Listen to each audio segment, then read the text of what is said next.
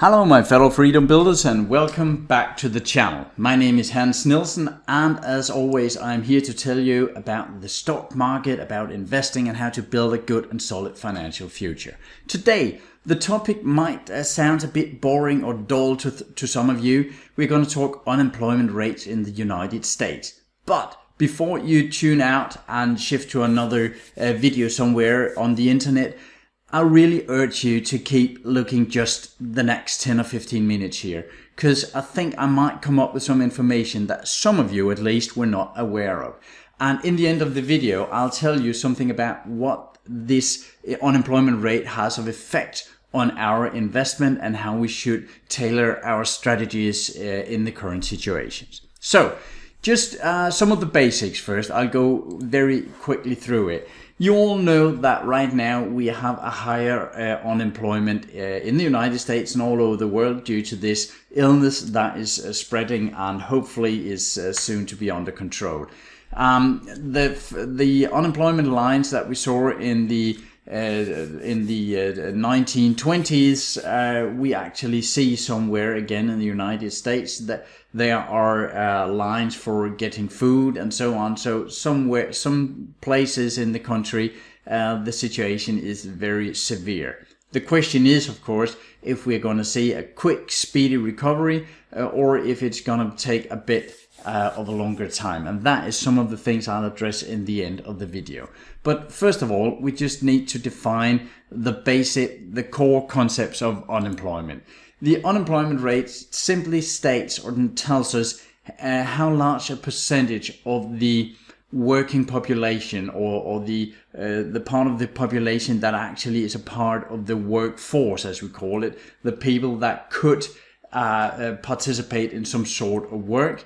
The unemployment rate is telling us how large a percentage of these people in the workforce that are currently unemployed. So what we do is that right now in the United States there's just around 164 people in the labor force or the workforce, and let's say that 16.4 million of these people were unemployed. Then we would make a little calculation saying 16.4 divided by 164 times 100 means 10% of the workforce is actually unemployed. I hope this doesn't surprise any of you that this is how we calculate a simple percentage. Normally, if we should find these numbers, we can just take a look. Here is a little screenshot from the website called myfxbook.com. That is where I usually get my economic numbers, but there are a wide variety of websites out there with these numbers on. I use myfxbook. And here we can see that just the other day, the 8th of May here, we had an unemployment rate of 14.7%. That is quite high, and the last time we saw it a month ago it was only 4.4%, but I'll get back to that a lot later here. Because right now this 14.7%, that is the number that is touted out in the media, and when we are watching the news we are getting told that the unemployment rate is 14.7%, and that is so much higher than in the last crisis and so on. But this number is actually not the true number, at least not if you ask me, because there are a lot of different ways to calculate who is actually unemployed. So let's have a look at it. I have a couple of websites I want to show you here. First of all, I have the Fed website here. That is the St. Louis Fed.org. I'll link to it below here. All of the websites I'm showing here, I'll link to them below so you can find them for yourself and dig down into the statistics. But right now we can see here, if we're just looking back in time, we can see all of the big crises during all the gray areas here are recessions, economical recessions. And we can see that the unemployment rate, it was high here just after the Second World War. Those of you that have lived in the 70s and 80s also know that that was kind of rough times with some big spikes in unemployment rates. And again, in the dot-com crisis, a spike up here, and of course in the financial crisis in 08-09 we saw a spike. And then you could make the mistake of thinking that this blue line here was actually a part of the side of the diagram. But if we zoom in a bit, we can see that this is the spike we have been seeing due to this massive layoff of people with the shutdowns and so on due to this illness. So what we see here is, of course, a spike up. But what we see here is a 14.7% that we saw just a second ago. But this is what is called the U3 unemployment rate. And as I said, the United States and probably a lot of countries have a huge variety of ways to calculate the unemployment rate. And I have a suspicion that the reason why they normally use the U3 rate is because that is the one that looks the best. But let me show you what the what is wrong with this U3, and then we'll compare it to one of the others that I think is actually more correct, which is called the U6. And I'll also tell you why this is important to you. So now I'm in Investopedia, and I'll also link to this article. In Investopedia you can get a ton of good information. I use it for a lot of my research. And what we can see here's an article saying what the unemployment rate doesn't reveal. And it says here that the current population survey, CPS, that is a survey done by the Bureau of Labor Statistics. So the CPS is done by the BLS, and they are asking around 70,000 people once per month if they are employed or unemployed, and they are asked a lot of sub questions. And that is how they get these unemployment numbers. So they're not out asking 164 million people. They are just picking a part of the country here. Because what we can see here is, the key takeaways. Here. The national unemployment rate is determined as a result of this CPS. And the people they are counting as employed, we can see down here, and I must admit one of them really blew my mind. But let's just see here. They're saying that all persons who worked for pay or profit during the survey reference week. Fair enough. If you have work and you get paid, then of course you are not unemployed. Then the next point. All persons who did at least 15 hours of unpaid work in a family-owned enterprise operated by someone in your household. So let's say you have been laid off from your work due to this crisis, and your parents have a little pizza place, and you're working there a couple of hours per day doing dishes or something like that. You're not getting paid, you're just helping out. Then if you're doing at least 15 hours per week of unpaid work in your family-owned enterprise, then you are in the statistics no longer unemployed. And then there's also all persons who are temporarily absent from their regular jobs. That could be illness, vacation, and so on. Fair enough. Of course, if you have a job, but you are ill or on vacation, of course, you are still in the statistics as being employed. So this one, that is the first point where I really, my eyes were really wide open. I said, well, what if you are unemployed but are helping out? Then you're not unemployed. Okay, what else is wrong with this number? Well, it doesn't count for if you have full-time hours. So let's say that you have been laid off again from your work, and your neighbor is asking if you can help out a couple of weeks walking their dogs, and you're getting $10, $20 per hour. Then the second you're saying yes to that, you're no longer in the U3 statistics. Then you're out of the unemployment stats, which is kind of funny. They also give you the example here with a high-paid consultant getting fired. Then he's getting 10 hours in a fast food restaurant, and then he's no longer unemployed. Of course, he's no longer unemployed, but he has no way of earning the same amount of money as before. So in the U3, he's just being picked out of the statistics and saying that 10 hours per week in a fast food restaurant in the statistics is exactly the same as a high-paid consultancy job. All right. There's also whether the workers are underemployed, meaning that in this crisis, I know a ton of companies that have simply they are lacking orders. So they are saying to their employees, you have to go down 30%, maybe 20, 40% down in pay for the next couple of months. We simply cannot pay you the same. This does not show up in the statistics. We have a huge number, a dark number in the United States that have a hard time paying their bills because of this exact underemployment. It could also be that some sort of factory is saying to their workers that you have to stay home 1 week, come in the next, stay home the next week, and so on. So you're only at 50% of the normal workload, but you are still not in the stats as an unemployed. Then another thing that really blew my mind is that they don't care whether a worker has given up job searching. The second you give up job searching, you're simply picked out of the stats.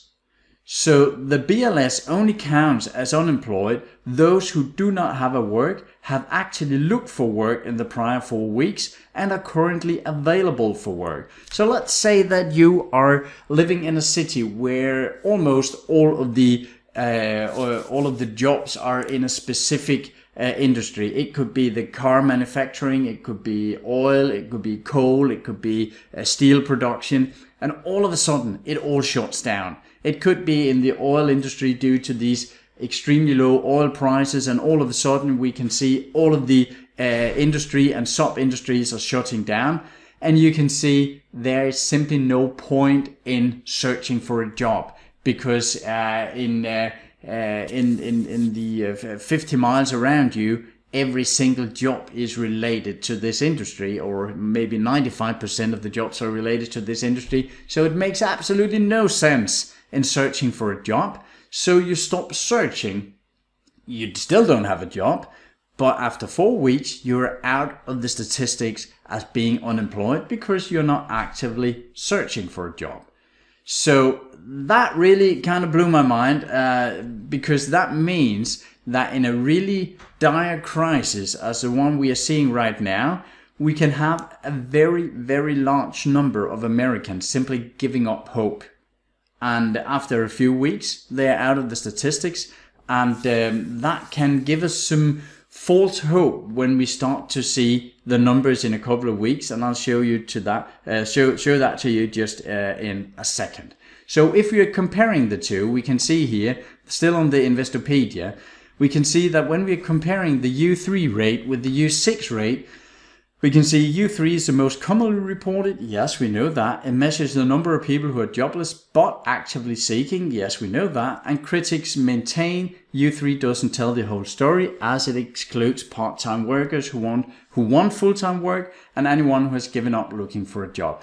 And among these critics here was actually Donald Trump in his election campaign in 2015 and 16. And I know that it might surprise some of you that I actually agree, because I don't agree with too much Donald Trump is saying, I must admit that. But I actually agree with a lot of the stuff he said when he was trying to get elected. And what he said was that using this U3 rate to tell anything about the unemployment rate was completely bogus and false. And he said that the real number was way higher, and I'll show you that to you in a second, because that was actually completely correct. The thing, of course, is that he was elected as a president, and then it was kind of nice to keep using the number because it kept falling and it was very low. And then he didn't think it was so important to use the U6 anyway. But I guess that is how it goes when you get elected. But you can see that the U6 rate here includes everyone not accounted for in the U3, discouraged, underemployed and unemployed workers in the country. And this is actually one of the reasons why many people in economics, they are more looking at the U6 rate. Because what we can see here, and this is from a website called macrotrends.net. I'll also link to it below here. What you can see here, we have all the years here. They're going back to 94, and we can see the .com crash here. We can see the financial crisis, and now we can see this steep climb out here. The gray line down here is what we call the official, the 5.78% down in the bottom down here. That is the U3. The top up here is the U6, the one that I actually think we should have a closer look at. Because what we can, and this is where it gets important for you as an investor, because a lot of people, the media, a lot of investors are looking at if the unemployment rate starts to go down. The second it starts to go down, I'm sure that Donald Trump and all the politicians will take this as a sign and say, yes, now we are doing better. But actually, we can see, if for instance for a while we see that not too many people are getting laid off, there might be a little equilibrium here, but a huge bunch of the people that are actually unemployed, they stop searching for work because they are simply it doesn't make sense for them. Then we can actually see that the U3 line, the gray line down here, that starts to flatten out or even drop, because a lot of the people that are in here are dropping out of this statistics, but they are still in the blue line here that is showing 22.8% right now. Meaning that between 1 in 5 and 1 in 4 in the workforce in the United States are simply either out of work or they have less work and less payment that they would like to right now. So they might have been forced to go down in number of hours or in how much they can take in per hour. And that is almost a quarter of the entire workforce. So be careful not to look too much at the number that is given to you by the normal media picture, saying that, let's say that in a couple of months that this 14.7%, that it goes down to 12%. Then everybody claps their hands and saying, yes, we succeeded. But what you need to do is that you need to compare it to the blue line here, to the 22.8, because we might actually see that the U3 number is starting to go down a bit and the U6 is still going up. And then I would recommend that you are looking more at the U6. I know that if the media is saying now everything is good, then people keep pumping even more money into the market, and the stock market might rise again, as it have done for the last month or so. But if you want to get an overall macroeconomic picture and you want to have some sort of idea in your head and make your own decision, where do I think the economic is heading right now, then I think that you should at least compare the U3 and the U6 unemployment rate.